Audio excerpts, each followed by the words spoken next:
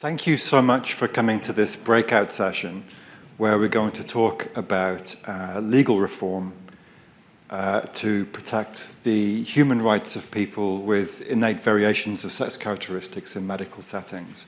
And this is actually an incredibly exciting moment and occasion to talk about these issues. We're in Sydney for Sydney World Pride. We're at the Human Rights Conference. It's a global event.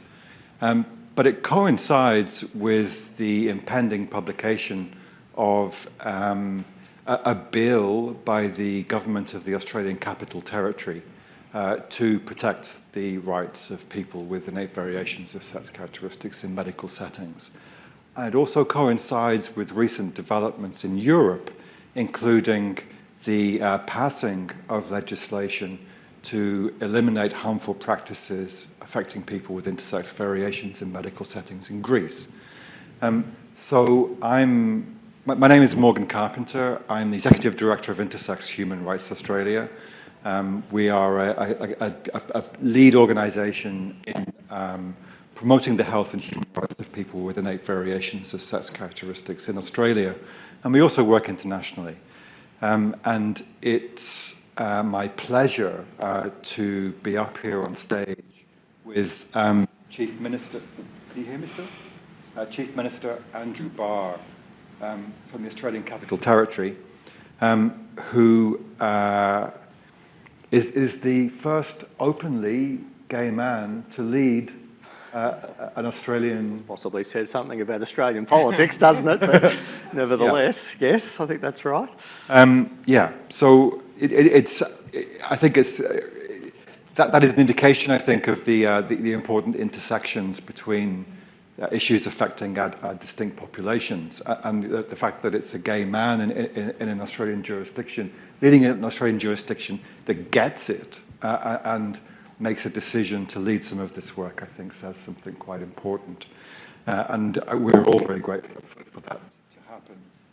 Together, we also have Rinio Simeonidou, who is the mother of an intersex child.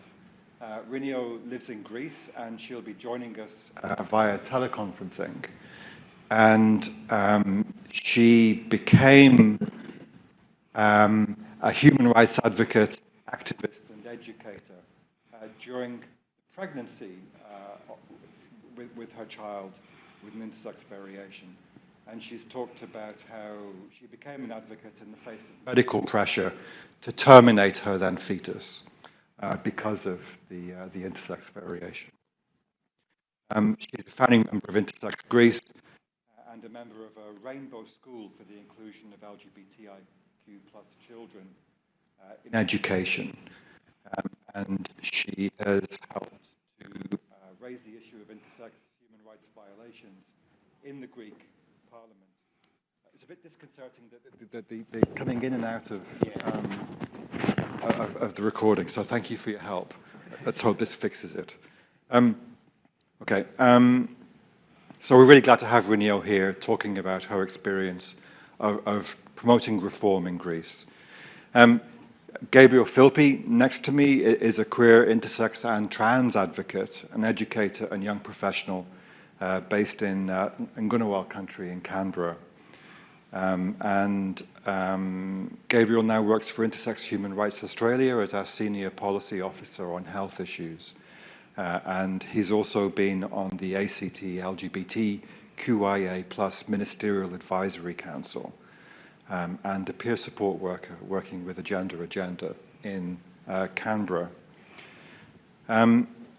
Ghassan is the legal director of Equality Australia, and you might have seen him on stage earlier. He's been involved for over a decade in LGBTIQ advocacy, including also a commercial litigation career, but a lot of work on LGBTI issues, both at the NSW Gay and Lesbian Rights Lobby, and more lately with Equality Australia. Ghassan also has a significant involvement in law reform work on these issues today, and he'll bring that experience to bear in this discussion. we're going to start with an opening presentation. Oh, sorry, I should also say that we are all on Indigenous land. We're here today on the land of the Gadigal people of the Eora Nation, and I want to pay my respects to elders past, present and emerging, and acknowledge any Indigenous people here in the room. And I want to acknowledge the people that live and work on the lands where we work day to day as well, in Ngunnawal country and in Bundjalung country. So please, we're going to start with an opening statement by Chief Minister Andrew Barr, and thank you for this. Just be a little bit formal and jump up to the podium, but thank you very much, Morgan, and welcome everyone. Can I acknowledge the traditional custodians of the land in which we gather and pay my respects to elders past, present and emerging. I acknowledge fellow panel members, to Gabriel and Ghassan. Thank you for being part of today, and I look forward to an engaging discussion on what I hope will be a well-received announcement that I'm about to make. But in doing so, I want to acknowledge the work of Dr. Hannah Holland, who is with us today. Dr. Holland has spent the last few years working on the ACT government's legislative reforms to protect people born with variations in sex characteristics. Hannah has been instrumental in progressing this work through many phases of consultation. And I want to take this opportunity in front of everyone to say thank you, Hannah. You have been integral to this reform, and I look forward to continuing to work with you as we implement it. We couldn't have done it without you. Thank you. Can I also acknowledge the many years of work and advocacy from our fellow panel members? I particularly want to acknowledge you, Morgan, for your support, your advice, your engagement with me, with my team and with the broader ACT government to make this possible. It's greatly appreciated, and as I say, it's part of an ongoing journey. It's a next very important step, but thank you. And to Ghassan and the team at Equality Australia, again, you have provided such important and timely advice to us to get to where we are now. Thank you, and we'll continue to work closely with you as we go through the implementation phase. It's fair to say that for any government in Australia, key stakeholder engagement is absolutely critical to delivering the sorts of reforms that this nation needs. I can speak from a degree of experience as the head of government in the Australian Capital Territory. Our small jurisdiction, 500,000 people or thereabouts, has been at the forefront of LGBTIQ+ equality and human rights in Australia for many decades. We were the first Australian jurisdiction to introduce fairer birth certificate laws for trans and gender diverse people. We were the Australian leader in recognising same-sex domestic relationships in the 1990s and introducing civil unions in the 2000s, many years before marriage equality became a reality. We've been progressively updating our laws to remove discrimination for couples looking to start a family, and we've introduced protections from discrimination for intersex people. We're of course the first Australian jurisdiction to introduce a Human Rights Act. Victoria followed, and it's now on the national agenda. In recent years, we have commissioned a comprehensive review of our gender recognition laws and our anti-discrimination laws to be a more inclusive jurisdiction. We've been a leader in the development of inclusive policies in a range of areas. In 2019, we released our Capital of Equality strategy, a document that represents a whole of government commitment to improve inclusion and to remove barriers for LGBTIQ+ people. And this includes ensuring within our territory that all people have equal legal status and recognition under our territory laws and can enjoy full human rights regardless of their sexual orientation, their gender identity or expression or sex characteristics. Now, a strategy is a great start, but we'll have a series of action plans to put good ideas into action. and work is underway within our government. In the ACT, we are the state government and the council combined, so that helps in getting on with things. But we also partner with the community sector and with the private sector to implement these strategies. We've been able to achieve a remarkable amount since 2019. We've audited all of our territory legislation where discrimination was found to still be part of our law. We've implemented a legislative ban on harmful sexuality and gender identity conversion practices. We've simplified the process for changing birth registrations and birth certificates for trans and gender diverse people. We've reformed our Discrimination Act, and our current work will regulate healthcare for people with variations in sex characteristics. And this is the reform that we are here to talk about today. So I'm delighted to be able to announce that later this month, so within the next 3 or 4 weeks, we'll become the first Australian jurisdiction to introduce legislation to stop deferrable medical treatments on intersex people's sex characteristics until the individual is old enough to participate in that decision-making themselves. Yay!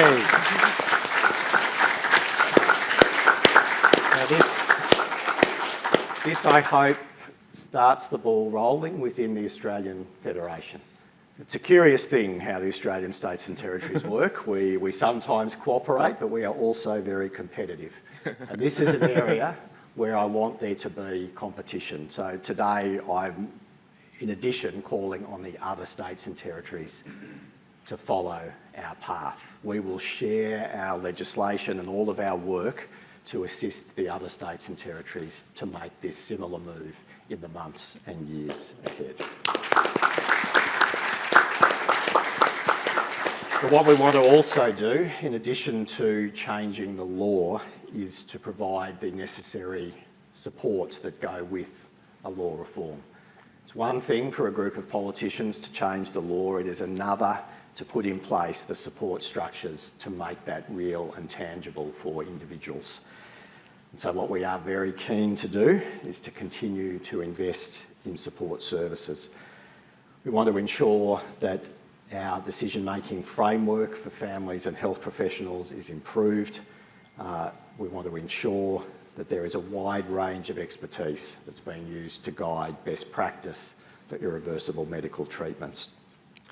We're not proposing to impact urgent medical treatments. The focus is on treatments that can be deferred without medical risk, allowing children to be involved as much as possible in the treatments that they receive. Now, we've undertaken an extensive consultation process over a number of years to get to this point. The legislation that I'll introduce into the Territory Parliament later this month is important, but it is also critical that we put in place the measures to support our community in making this change. So this includes establishing a variations in sex characteristics unit at the major hospital in Canberra, the Canberra Hospital, and to provide training packages for health professionals. Importantly, in implementing this reform, we recognise that it's the beginning of a journey, not the end. And so we have embedded in the legislation a review after 2 years. We know we're at the forefront of these reforms, and we know that things will need to be refined as we progress. But we look forward to continuing to engage with the community on these reforms as we implement them and make any necessary changes that might come to our attention. I hope everything goes absolutely perfectly over the next 2 years as we introduce this. But I've been around long enough to know that sometimes unforeseen circumstances arise and we need to be able to adjust. And so that is also our commitment. This is the beginning of an important journey, one that starts in the Australian Capital Territory, but I hope will conclude when every single Australian state or territory has put in place similar legislation. Thank you for being here today. I look forward to the discussion that will follow. Thank you.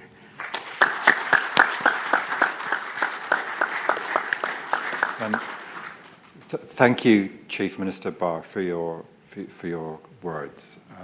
I think that you've identified that this is a neglected area of law that is complex and has been challenging to work on.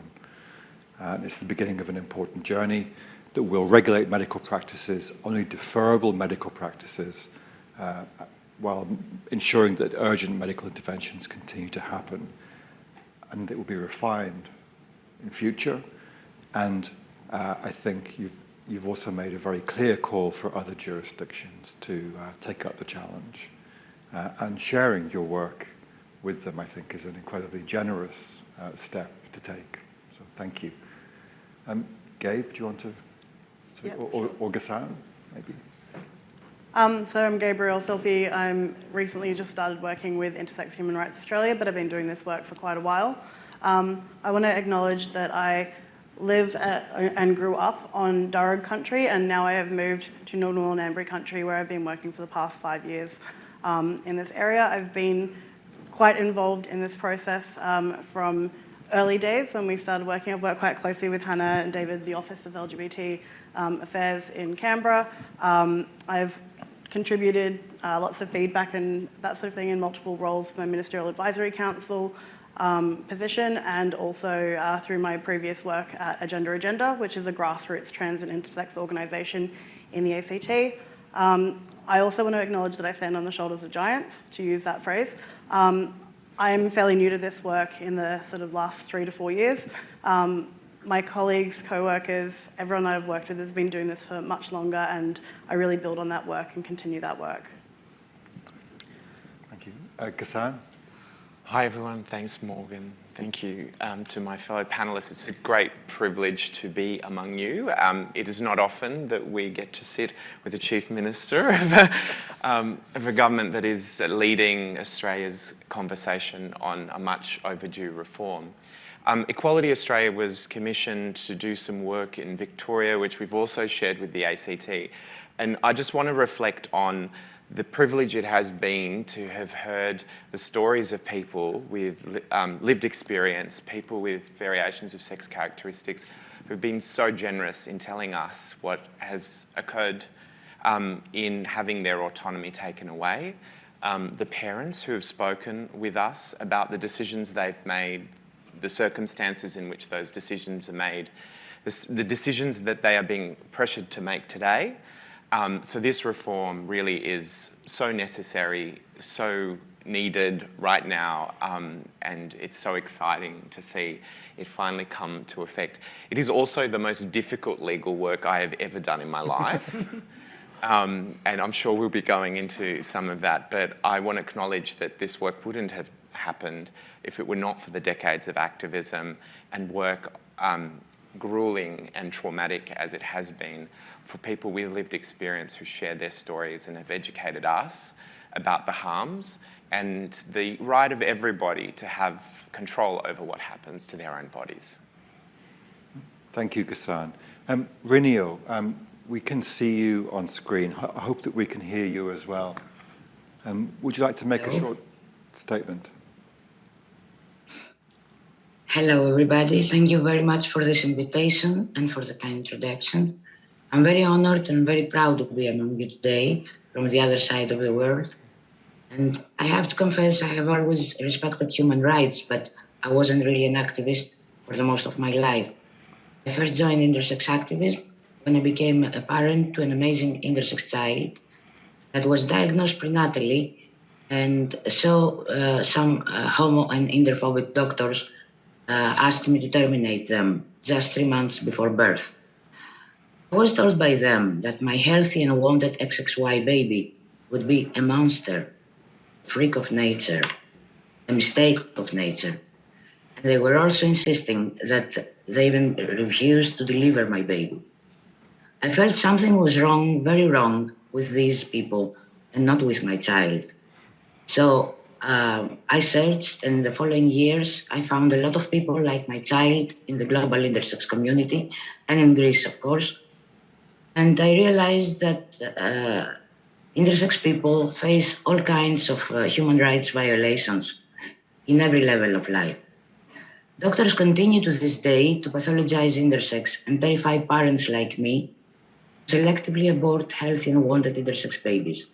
Even more, they propose and justify irreversible cosmetic surgeries to make the external anatomy of these babies conform with male-female medical norms. The UN and common sense also characterize this as human torture.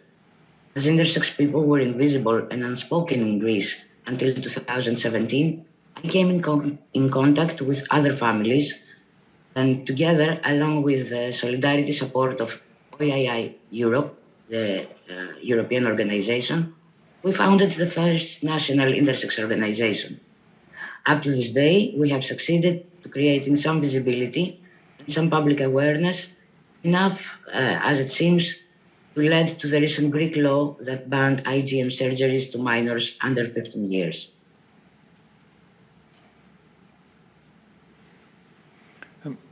Rinio, thank you.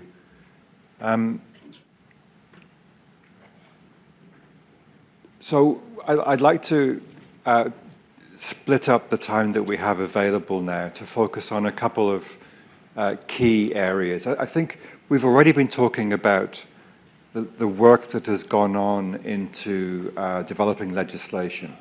I don't know if the importance or necessity of that legislation is necessarily clear to you all. So I think it would be good for us to maybe identify that. And then I want to kind of move on to questions of implementation and how that might work. Questions about how do we know that protections are working? How do we know that children still get the treatment that they need while regulating the treatment they don't need? And how can transparency and accountability be ensured? And then I'd like to kind of conclude, if we can. I hope we'll have time for questions, I'm hoping, let's try and make sure we make that happen. But we've also acknowledged already that legislation is not the only component in ensuring that medical practices change and that medicine meets the needs of children with innate variations of sex characteristics.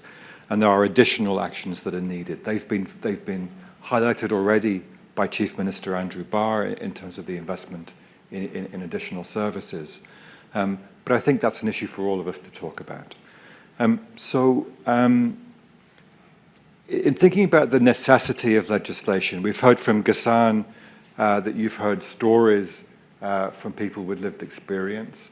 I know that at IHRA, our staff, all of our, apart from our admin staff, all of our remaining staff have lived experience of intersex traits and the experience of forced or coercive medical practices. And that lived experience, I think, contributes to the work that we do. It contributes to why we do the work we do. And as we've grown and developed our national community-based health and human rights organization, we have heard over the life of that organization stories time and time again from people with lived experience about the harms they've experienced in medical settings, often before they're old enough to have agency to express their own values and preferences about how they want to be treated. And we work with a sibling organization called Intersex Peer Support Australia, who provide peer support.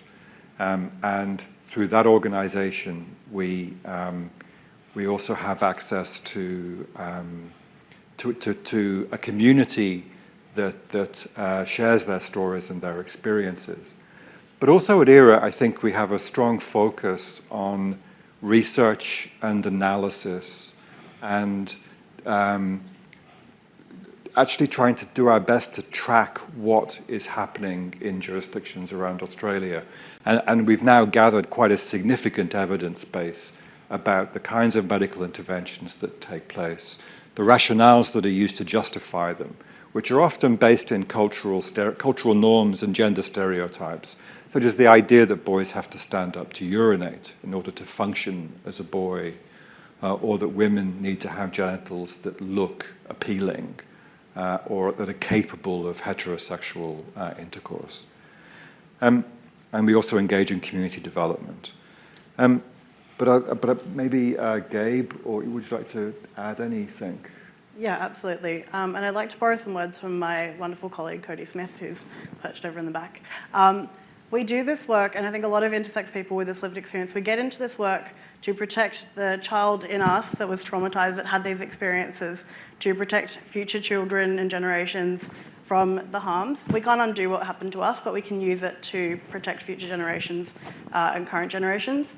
And I think we're all very cognizant, every day that we do this work, there are children that are in a doctor's office, there are children having a surgery, and we are hoping to get these protections in as soon as we can to protect as many people as we can.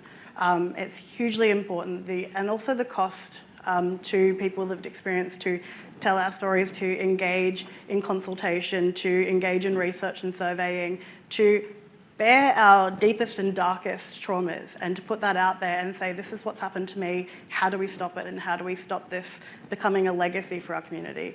I don't want intersex people to be defined by our trauma, and this work is hugely instrumental in changing that. Thank you. Want to add anything, Gabe? I think why legislation is necessary is because you have to shift the power. Who has it and who gets to make the decision?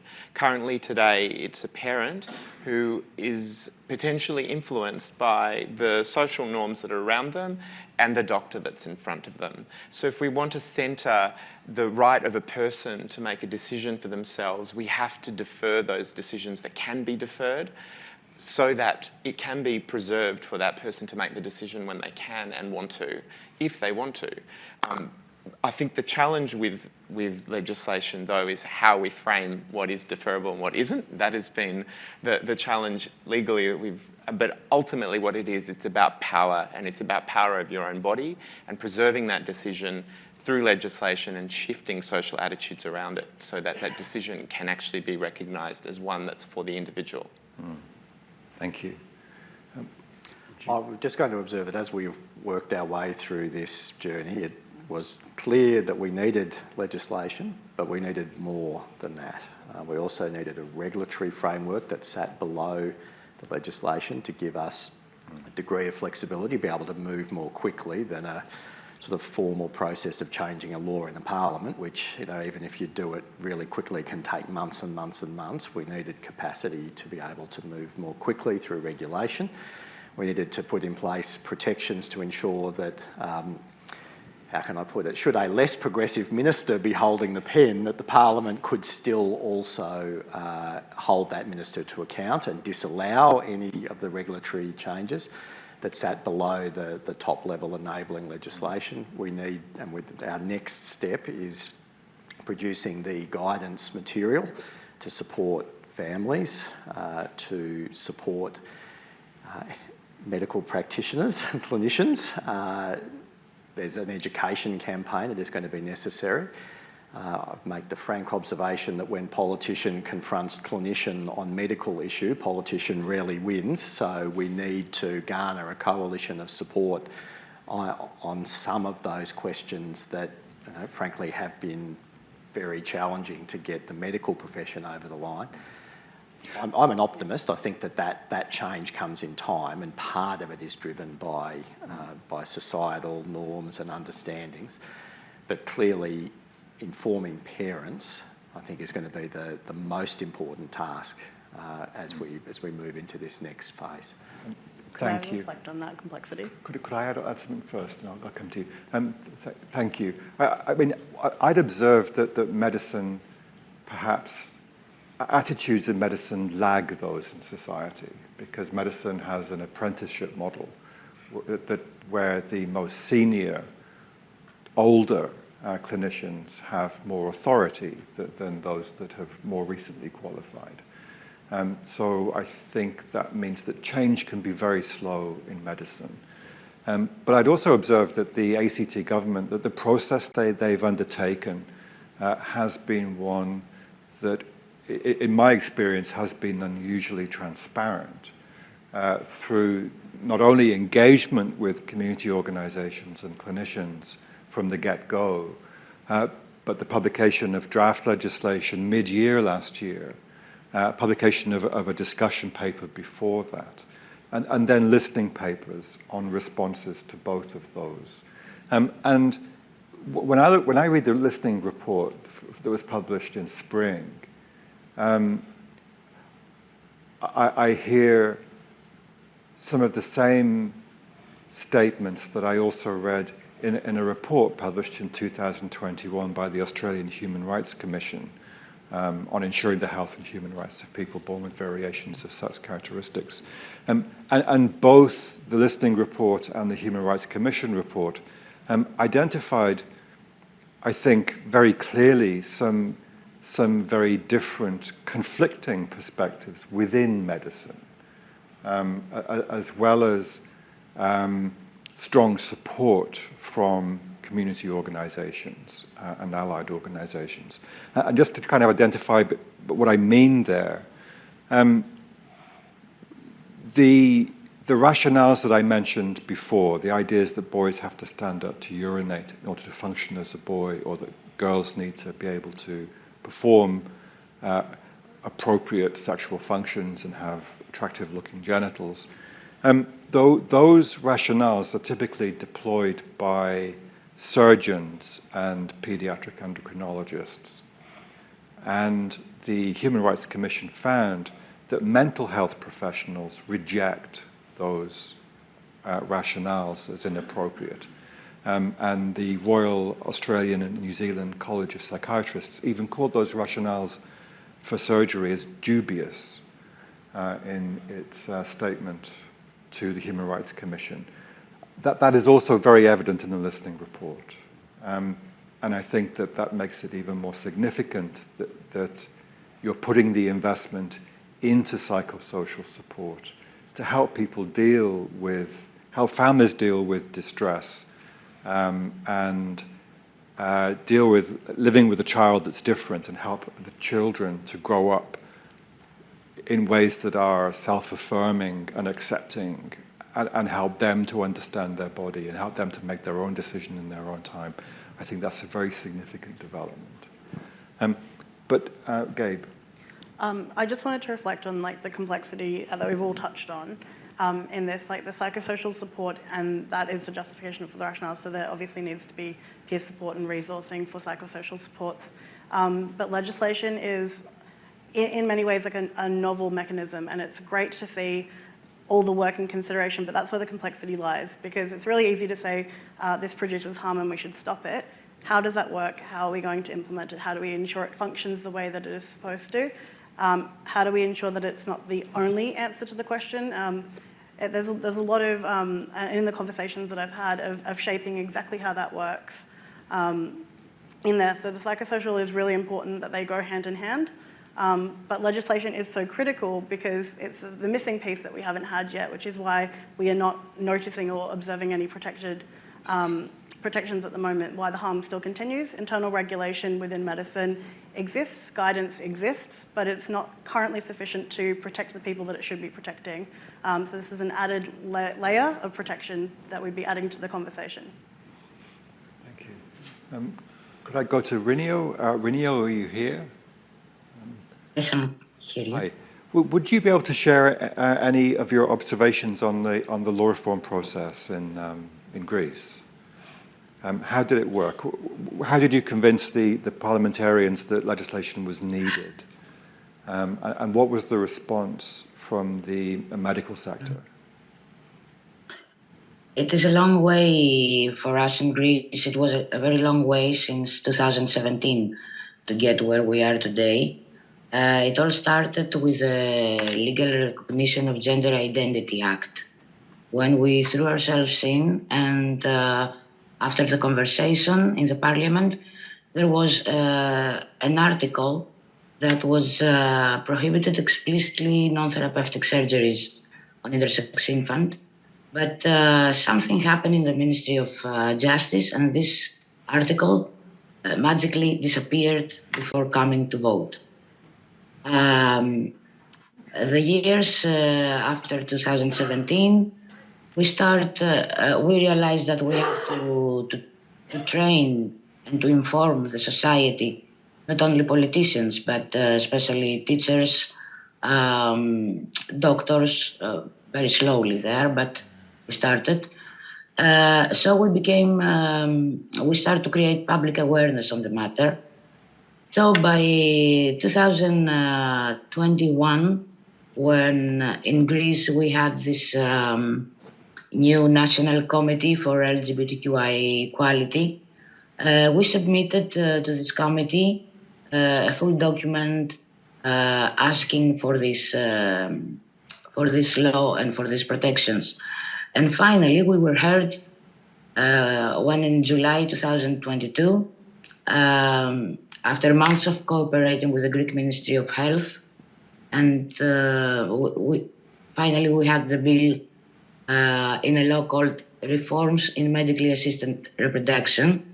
So in this law, Articles 17 to 20 refer to change of sex characteristics of intersex children, and these articles prohibit unnecessary medical operation and hormonal treatments also in intersex children under 15 years of age. And after a long informative letters to parliamentarians and politicians, and the second public speech of mine in the parliament, these 4 articles passed without a single no. They were voted from all parties. Mostly these articles received very positive responses, even from politicians that did not exactly comprehend what intersex is about. Still, it seemed fair and just to them to protect children from non-vital and harmful interventions. So we fortunately have this law, and now this is a good start, but it hasn't solved anything yet, because we are waiting for our government to issue some guidelines for the right implementation of this law. Thank you, Rinio. And I think that leads us into the next set of questions, really, which are about questions of implementation. So we know that the Australia and Aotearoa, New Zealand, has a regional community consensus statement called the Darlington Statement that calls for oversight of medical interventions, in addition to a ban on deferrable medical interventions. And oversight, I think, is key to ensure that children do get the support they need, but with protections from unnecessary intervention. We know from reforms in other jurisdictions, including Iceland and Malta, that implementation can be hampered by poor implementation. And that can include a failure to appoint committees that are established in law, and a failure to appoint working groups. It's also seen in Iceland in the co-option or stacking of a key body by biomedical clinicians who tend to favor medical intervention. And as Rinio has pointed out, the situation in Greece is incomplete, with a need for the government to publish guidelines on implementation. So there are lots of places, lots of moments where it seems that legislation itself is not enough to ensure implementation. A couple other issues seem to arise as well. One is that protections for people with innate variations of sex characteristics may only be partial. They may only protect part of that population, and they can omit populations that do need the protection of regulation. And regulation can also contain loopholes, such as lack of penalties or issues where somebody's lack of awareness of legislation might provide a defense. So I think these are questions about how legislation works that are quite challenging. And I'm keen to know what your views might be on how those might have an effect. I mean, these are issues that you're thinking through in the ACT right now. Yes, so they are all excellent questions that we have sought to answer through the process. We don't have complete answers on every single element, and so I guess that's why we split a legislative response and then had regulation sitting underneath to give us that flexibility, as I touched on earlier. Perhaps one of the more interesting elements for us, given we are in effect a relatively small island within the state of New South Wales that is self-governing and that it is not that far to get across the border, was to look at what sorts of sanctions would be in place. Because it's one thing to create a legal framework for our territory, but if you could subvert it by simply travelling 10 kilometres or 20 kilometres or 300 kilometres up the road to Sydney, then it was going to be less effective. And so we did pick up on a measure that we had put in place for our conversion therapy ban, which was to effectively criminalise the act of removing a child from the territory to another jurisdiction for the purposes of a medical intervention. So that has been amongst the more controversial elements in the engagement particularly with clinicians and with some parent groups. Okay. Would be fair to observe. But I think the need for that in time would be lessened if every jurisdiction had obviously had that or had a similar legal structure to the territory. I'd just make the quick observation that the reverse has applied to the ACT on issues of euthanasia and voluntary assisted dying, where we are the last in the country to be able to legislate on that because we were banned from doing so by the Commonwealth Parliament. Yeah. So ACT residents weren't able to go interstate to access voluntary assisted dying laws in every other state. And so this is one of the quirks of our federation. I think it reinforces the point I made in my opening remarks that what we've started has to be followed pretty quickly around the rest of the country, I think, to get a good national and unified framework so that some of these issues can be resolved at a national level. But it's got to start somewhere. It has to. And frankly, if we had waited for every other state to agree, I'm already well into my middle age. I'd be an old man by the time you've got everyone to agree. And so someone's got to start it, and then the competitiveness kicks in. Thank you. Ghassan, do you have any? Well, I would say, so the Victorian government commissioned us to do a consultation with people and then a legal framework, and some of those questions came up. And the way we approached it, and much of it was reflected in the draft consultation bill, that was a number of mechanisms throughout the scheme to ensure that you have a balance of voices. So those that make the decisions comprise people from lived experience as well as clinical experience. Sometimes that is both your population that does have clinical experience as well. So that's an aspect. The way that you frame the test that they have to ask and answer as to whether or not the treatment should be approved. The mechanism for hearing the voices of people is part of the scheme's operation as well that we recommended. And you kind of start from the beginning to the very end of the process and think about all of the pressure points where decisions are being made or people's voices need to be in the room, and you make sure that the architecture of the legislation has those signposts in it. And then you need some flexibility because at the end of the day, there is a person before you, and that decision has to be actually meeting that individual's needs. So the structure of the legislation, which I'm hoping to see, is it sets the signposts for the direction we want to go with a little bit of flexibility to make sure that we can meet the needs of the individual before any oversight body. Okay. And then to not duplicate anything, I think the other thing is to see, it's a new thing, so we want to see it working. We need to see it actually in action to be able to review it. So having a periodic review, having the transparency or capturing the data, or having a look at how many interventions are happening, what do they look like, who are they happening for, were the mechanisms followed, does it work, and if it doesn't, how do we fix it? So I think it's one of those things we need to see chugging along, and we can actually start to address if it is meeting its target. I'd expect also an increase in psychosocial support requests coming out the other end of it for families and for individuals who may be navigating the processes once they're in place. Thank you. I mean, Rinio, do you have any thoughts on the process in Greece that the government there is taking to develop guidelines? Do you have any more comments on that process? One very important thing for us in this law, it was that we succeeded to have an intersex, a person from the intersex community inside the committee that will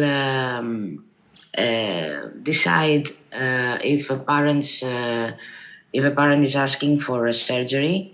There is a committee in the Greek law that makes some observations about this decision, if it's okay or not. So it was important for us to put inside this committee a person from the intersex community, because the voice of intersex people should be heard. And secondly, it was very good that we managed to have penalties for doctors that do that again and again, especially when they do it again and again, the penalties are more strong on them. Because now the doctors are kind of hesitative, are kind of frightened what's going to happen. And this will be clear up, of course, with the guidelines when they are issued. But the problem is that we're running out of time in Greece because we are in front of elections in spring. So we have to be fast. Our government has to be fast on issuing these guidelines pretty soon. Thank you, Rinio.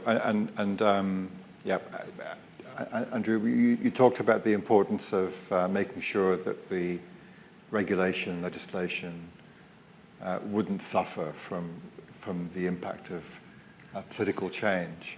And maybe that speaks to Rinio's point. We don't have much time left. The time has gone incredibly fast. Yeah. Does anybody have any very quick questions that you've been burning to ask? I see hands up. Could you ask them very, very, very quickly? In the green. Paul Gerber from Monash University. I'm just curious the extent to which you think international human rights law is helpful in this space. So, for example, is the Convention on the Rights of the Child or the work of the UN Committee on the Rights of the Child something that can assist you in achieving domestic reform? Thank you. There's another question from the very back. Hi, Morgan. This is Michael from here under the Mars. Nice to see you all on the panel. And I love you guys. You've got Australia and I work with question, Morgan, drawing an observation about the power of surgeons versus other people within the clinical landscape, and perhaps for Andrew and Ghassan to comment on if they can, is using sort of healthcare regulator professional kind of penalty structures, because I think, as you pointed out, it was very apparent that psychiatrists and others were very concerned about these, but we know they don't tend to have the power in that space. So I'm just thinking about that as an alternative in the evidence space. Thank you. Another question here. Yeah, I'm European, just an observation. So I'm a trained paediatrician at Children's Hospital in Melbourne in the late 80s, early 90s, and I saw that stuff. So in the current era, I've read the legislation and I've put in a response. Look, I can see there's a need. Bad things have happened, and there is a need for some kind of real framework that everyone adheres to. The legislation that I saw, and I put comments in, was really, look, I can see there is a need. What I discussed about was governance. You know, it's committee. Like, who's on the committee? How do you get on? When do you come off? There's these basic governance questions that were not embedded in there, which are really important because little groups can go off the rails. And it just seemed to me that this had that potential. The other comment just briefly is one of trust. And there has been a breach of trust, and I saw it in the past. In the present, so my medical colleagues are trying their heart out to do the right thing, but there's still loss of trust.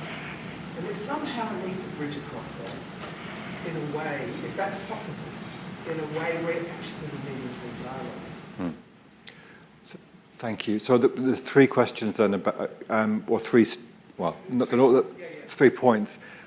Just to quickly answer Paula, I mean, we know that the UN Convention on the Rights of the Child, the UN Convention on the Rights of Persons with Disabilities, and the Convention on the Elimination of Discrimination Against Women have all played a role in establishing jurisprudence on these issues internationally. And so is the Committee Against Torture. Most of those committees have made clear, concrete recommendations to Australia to engage in the work that the ACT government has undertaken. The UN Committee on Elimination of Discrimination Against Women talks not only about enacting a legal prohibition of unnecessary surgeries, it also talks about redress, which is an issue that is outstanding. So maybe that provides some answer. I know that both the Human Rights Commission's report in 2021 has looked at the jurisprudence that's come down to us from the UN treaty bodies, and the ACT government has also referred to that in proposals for legislation. Michael, your comment was about the different perspectives of clinicians in different spaces. And just on the healthcare practitioner regulation space as a way of forcing the very most powerful practitioners, which are the surgical and paediatric endocrinologists, to really pay attention to these laws. Yeah.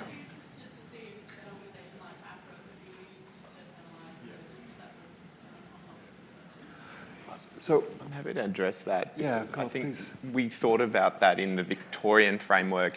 It goes in tandem with criminalisation where there is procedures, but the way we thought of it was the existing framework should be enlivened for these sorts of procedures, but you still need a separate system that sets up the oversight body, and it has to be backed up with strong penalties beyond disciplinary ones.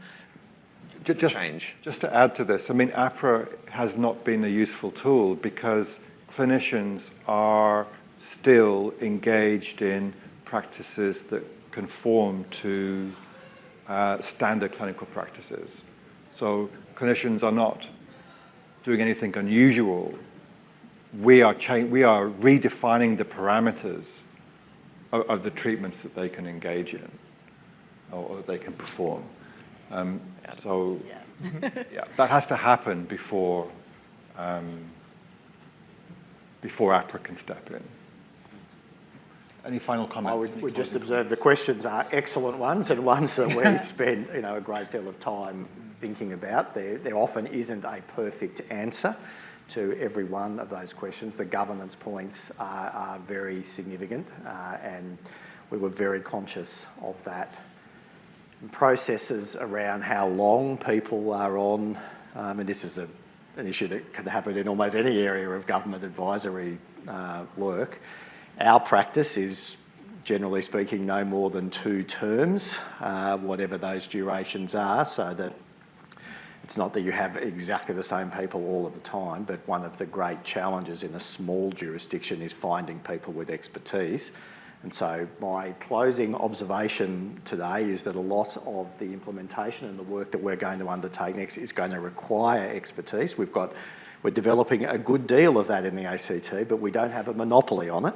And so there will be opportunities. There will be jobs as well in developing some of this work. So look out for that if you are interested in being at the forefront of implementing nation-leading law reform and putting it into practice. The ACT is a very good place. Can't think of a better city in Australia to live in than Canberra. I end on a controversial note. Thank you. Thank you. Thank you for the work that you've done in your government. Thank you for the commitment that you've made. And thank you to the work of your staff in following through and making this happen. And thank you all for coming along today. I think it's a really incredible moment for us here.